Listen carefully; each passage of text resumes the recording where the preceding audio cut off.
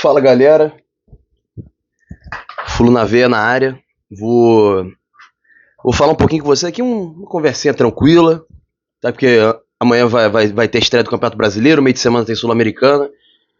Falar um pouco também de SAF, né, que eu não abordei aqui. Eu abordei lá atrás, no início do canal, lá em 2022, sendo favorável. Essa minha opinião, ela não mudou, mas a gente tem que ponderar algumas coisas. O cenário político do Fluminense tá muito esquisito.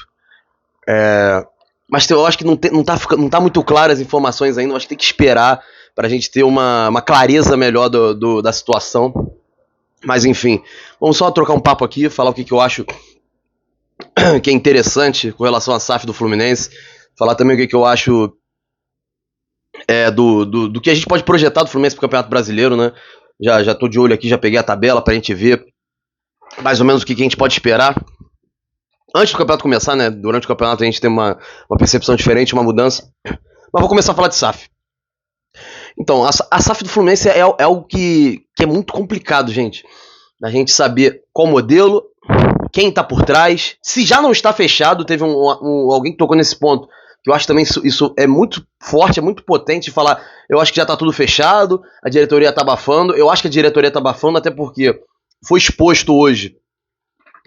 Hoje não, durante todo esse processo aí de oposição reclamando, de Mário respondendo, de marcar reunião do conselho, que a transparência dessa gestão é algo que é muito ruim, né? Muito aquém, é realmente um calcanhar de Aquiles a transparência dessa gestão. A gente não sabe de quem é a proposta direito, quais são os números. A gente descobriu isso tudo por fora porque a oposição muito provavelmente passou essas informações para jornalistas.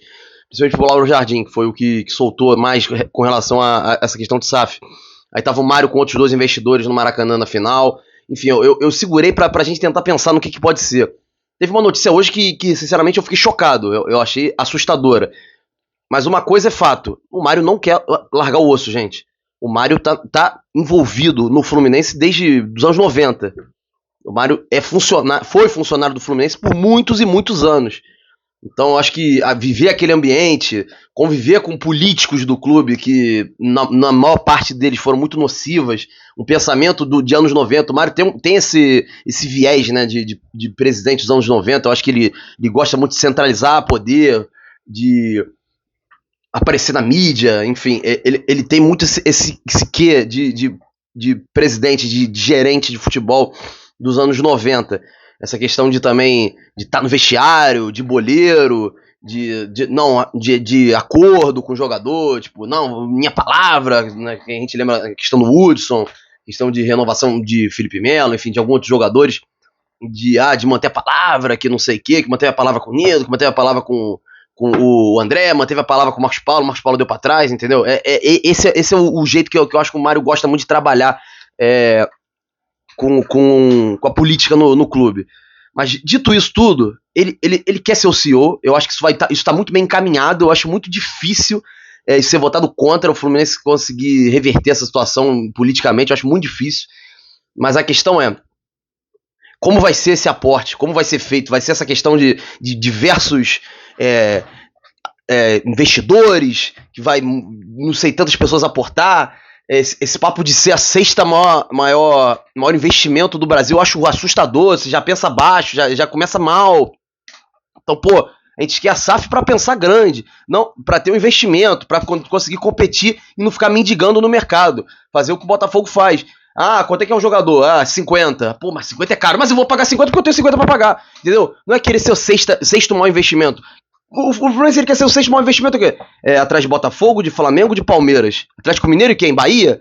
Ficar atrás do Bahia e do Atlético Mineiro? Era pra pelo menos estar na disputa, não ficar atrás desses times. Era pra tentar pelo menos ser a quarto maior investimento, podendo ser até o terceiro. O segundo e o primeiro é complicado, acho que principalmente pelo Flamengo, que aí tem um investimento absurdo. Mas entendeu?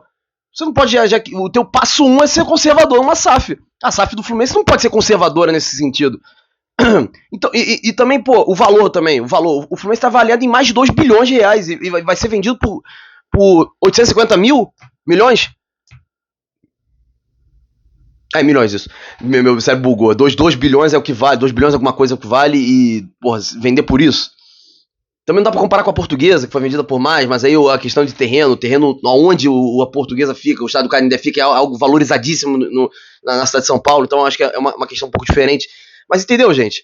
O valor do Fluminense é 2 bilhões. Vai ser vendido por 850 milhões? Não dá pra entender, gente. Entendeu? Tô fazendo rifa do Fluminense, investimento de 270 milhões agora pra esse ano e pro ano que vem. E pro resto? Vai ser um investimento pesado, que nem o Botafogo?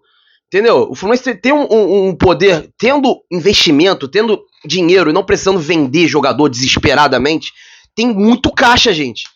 O Fluminense tem muito caixa. Vendeu o Cauã Elias agora por um valor que foi aquém, poderia vender por 2x, entendeu? O jogador do Fluminense hoje vende por X, dependendo dele, pode vender por 2x, 3x, 3 vezes mais o valor dele, que ele foi vendido agora. Entendeu? O próprio André, que a gente vendeu por 20 e alguma coisa milhões, ou 20 milhões, não lembro, daria pra vender por 25, 30, se fosse uma SAF. Então, não é só a questão de, não vai só botar dinheiro. Obviamente que futebol a maior parte do tempo você vai dever, entendeu? Você não vai sair no verde. A não ser que você faça que nem o Manchester United, né? Que enforca o clube. Também tem que ver também como é que vai ser essa questão do Fluminense, né? Se o próprio clube vai pagar a dívida da compra da SAF, que foi o que aconteceu no Manchester United. Entendeu? A gente tem que pensar muito nisso. Mas é muito complicado, porque vai recusar essa SAF com o Mário? A política tem força pra isso? Eu acho que não. O Mário de CEO 5 anos tem gatilhos pra poder rescindir? Porque botar dinheiro na mão do Mário, sinceramente, eu não vejo como positivo. O Mário é ruim como gestor de futebol, é ruim. Eu acho que, obviamente que tem méritos nessa gestão dele, mas eu acho que tem muito mais sorte do que juízo. Apostar tudo no Diniz, eu acho que ele foi uma aposta interessante, mas ele deu sorte que o Diniz estava alinhado com os jogadores e deu certo. Porque no ano seguinte deu muito errado. Entendeu, gente? Então realmente não me vejo convicção. Vai de Abel para Diniz, de Odair para Roger, enfim. Mas no geral, acho que é isso, gente. É um cenário muito complicado, muito nebuloso, que a gente não tem alguma coisa muito clara. A gente tem só pitacos assim e a gente não tem uma definição muito clara. E agora falar do Campeonato Brasileiro, o Fluminense vai estrear amanhã contra o Fortaleza, fora de casa. Eu não acho que é um jogo difícil na minha... Quer dizer, é um jogo difícil, mas não é um jogo impossível. O Fortaleza não vem bem. Eu assisti alguns jogos do Fortaleza e tá muito aquém, gente. É muito aquém. É um time que está muito envelhecido, os jogadores que são bons estão envelhecidos no Fortaleza. A base que foi aquela base forte do 21 até agora, tem muitos jogadores, só que eles estão ficando muito envelhecidos. Quem tá chegando, tem alguns jogadores de valor, mas não engataram. Então a gente tem que aproveitar esse momento de fragilidade do Fortaleza. O Fortaleza perdeu pro CRB, perdeu pro Ceará, entendeu? Passou nos trancos e barrancos na Copa do Nordeste. Fez uma campanha pior que a do Ceará no Cearense. Obviamente isso não é parâmetro, mas entendeu? O Fortaleza está instável, vai ter jogo difícil também da Libertadores do Fortaleza no meio de semana. Então eu acho que é um jogo ganhável pro início para esse primeiro jogo. Mas no geral o Fluminense tem muito jogo em casa nesse início de temporada. Pega o Santos em casa, pega o Vitória em casa. Eu vou pegar mais aqui, pega o Bragantino em casa. Então o Fluminense ele tem que pontuar em casa. Ele tem que pontuar em casa porque qual o campeonato que o Fluminense quer fazer? Inicialmente o Fluminense entra para ser meio de tabela. Mas o campeonato ele vai desenvolvendo. A gente não sabe quais são as forças, assim, quem vem forte para fechar o campeonato, quem vem forte para começar. O Bahia é um time que a gente almeja ser forte para fechar o campeonato. Mas o Bahia tem uma carga de jogos muito grande, vai jogar muito mais jogos. Então o time vai conseguir aguentar o final do ano? Não sei. Entendeu? O Bragantino surge como um time fraco, então o Fluminense teria que aproveitar esse início de campeonato, pegando Fortaleza, pegando o Bragantino, pegando o Santos, pegando o Vitória. Tudo em casa, então tem que aproveitar. O Fortaleza não é em casa, mas você entendeu o que eu quero dizer. Então o Fluminense pegando times mais fragilizados, eu acho que precisa se impor. Vai pegar Sport em casa no primeiro turno. Esse primeiro turno do Fluminense, esse início de turno do Fluminense é muito, muito tranquilo, assim. Tem muitos times que em tese vão disputar a parte de baixo da tabela. Então, para esse sprint inicial, o Fluminense precisa pontuar. Pra, primeiro, não ficar desesperado que nem foi ano passado. Tem Super Mundial esse ano, tem Copa do Brasil, tem Sul-Americana, enfim, tem muito campeonato, principalmente o Mundial, obviamente, então a gente não tem muito o que discutir. Mas o Fluminense precisa começar esse sprint forte. De qualquer forma, eu ainda acho que a previsão é meio de tabela. Mas a gente pode ter alguma mudança, enfim. Não sei se pode acabar sendo eliminado precocemente numa Copa do Brasil, pode ser que acabar sendo precocemente eliminado numa Sul-Americana, a gente não sabe, mas caso isso aconteça, eu acho que tem força para pra conseguir pelo menos ficar um pouco mais acima no campeonato. Eu vi vídeo do Gabriel Amaral falando de projeção, falando que dá pra fazer 60 pontos. Enfim, 60 pontos é G6, entendeu? Não é o que eu quero projetar, mas é o que a direção projetou pra esse ano, que é estabilidade. A gente quer estabilidade. Mas enfim, o grupo da Sul-Americana, na minha visão, é fácil. Dá pra ganhar. Tirando o San José lá em La Paz, eu acho que dá pra ganhar todos os outros jogos.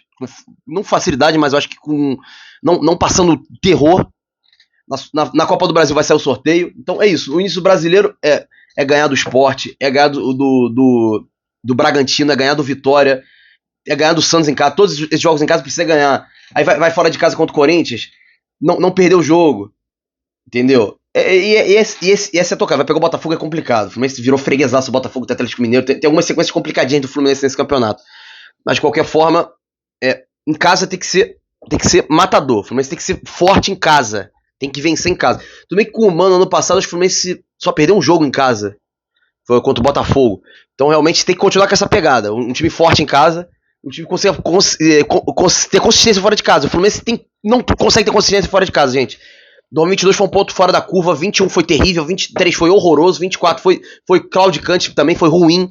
Então o Fluminense ele precisa, se ele quer pensar um pouco mais, entendeu? Pensar grande, olhar pra cima no Campeonato Brasileiro, ele precisa disso. Tem também a questão da SAF, né? Vai chegar, vai aportar, aí o cenário muda também, a gente tem que pensar. Mas num cenário inicial é isso. Algo diferente no meio de tabela, pra baixo vai me surpreender muito negativamente. Eu acho que o Fluminense tem um time melhor que pelo menos 9 nesse campeonato, tá disputando com o Grêmio, com Fortaleza, com o Cruzeiro, Bahia e Corinthians, entendeu? Acho que essa é a disputa e a gente vê como é que vai ser. Amanhã tem jogo, amanhã tem pós-jogo, amanhã tem análise, enfim, mas tá lançado mais um vídeo, eu tenho que manter uma constância, mas eu acho que eu queria falar da questão da SAF por alto, assim, ó, tem muita coisa pra gente descobrir ainda, que vai sair. Falar também da expectativa, eu acho que a expectativa é conservadora nesse primeiro período, assim, nesse início de campeonato. Mas no mais é isso. Até amanhã. Na realidade pode ser até hoje, né? Porque eu não sei se eu vou conseguir, se esse vídeo vai ser upado até o final do dia. Mas de qualquer forma, até o jogo contra o Fortaleza. Esperamos que um resultado positivo, eu acho que dá pra ganhar lá. O Fortaleza tá fragilizado, o Fortaleza tá numa fase ruim. Então acho que é um jogo vencível, no mínimo empatável. Perder realmente é fora de cogitação. Mas é isso, galera. Valeu, até a próxima, tamo junto.